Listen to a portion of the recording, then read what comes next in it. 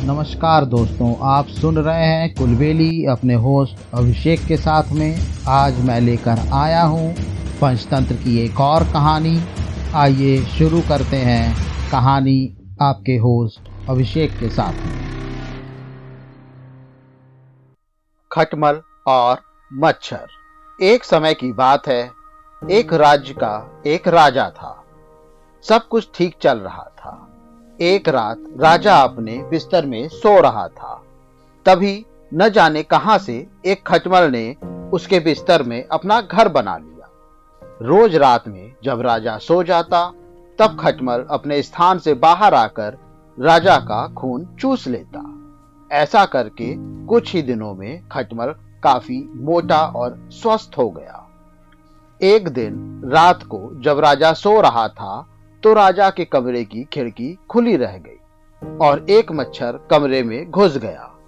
खटमल ने भिनभिनाने की आवाज सुनी तो वह यह देखने के लिए बाहर निकला कि कौन उसके घर में घुस गया है। उसने मच्छर को देखा और पूछा, तुम कौन हो और यहाँ क्या कर रहे हो?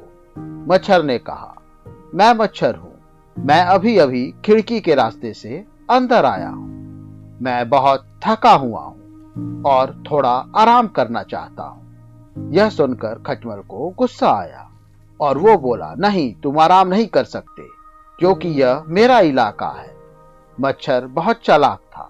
वो बोला, ठीक है, मैं थोड़ी देर में चला जाऊंगा, लेकिन तुम तो मेरे भाई हो।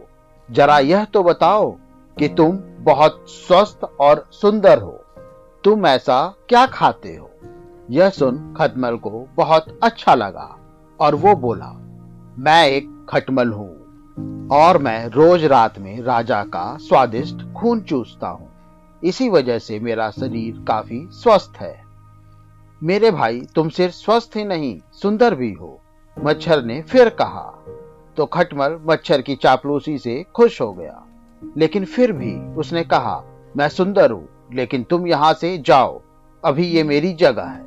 मच्छर ने कहा, नहीं, ऐसा मत कहो, मैं बहुत भूखा हूं और थका हुआ भी हूं। तुम तो मेरे भाई हो, बस एक बार मुझे भी राजा का स्वादिष्ट खून चूस लेने दो, फिर मैं चला जाऊंगा। पहले तो खटमल ने उसकी बात नहीं मानी, लेकिन मच्छर की लगातार चापलूसी भरी बातें सुनकर खटमल आखिरकार नर पड़ गया। लेकिन उसने मच्छर को चेतावनी दी, याद रखो, राजा को सिर्फ तभी काटना जब वो गहरी नींद में हो, वरना वो उठ जाएगा और हमारा जीवन खतरे में पड़ जाएगा। मच्छर तैयार हो गया। अब मच्छर राजा के सोने की प्रतीक्षा करने लगा। खटमल उस रात अपने घर में ही था। जब राजा सोने आया तो मच्छर बहुत ही खुश हो गया। जैसे ही राजा अपने बिस्तर पर लेटा, मच्छर ने उसे काट लिया। राजा की नींद खुल गई और वो गुस्से से उठा। उसने अपने सेवकों को बुलाया और कहा, मेरे बिस्तर में कोई कीड़ा है, उसे जल्दी ढूंढो और मार दो। सेवकों ने सारा बिस्तर छान मारा और अंत में उन्होंने खटमल का घर ढूंढ लिया और खटमल को मार दिया।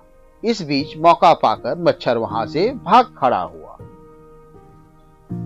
इस कहानी से यह शिक्षा मिलती है कि हमें कभी भी किसी की चिकनी चुपड़ी बातों में नहीं आना चाहिए और अपरिचित व्यक्ति पर कभी भी विश्वास नहीं करना चाहिए।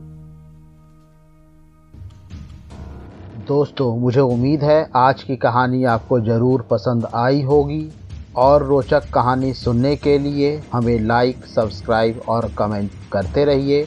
तब तक के लिए अपने होस्ट अभिषेक को आज्ञा दें। नमस्कार।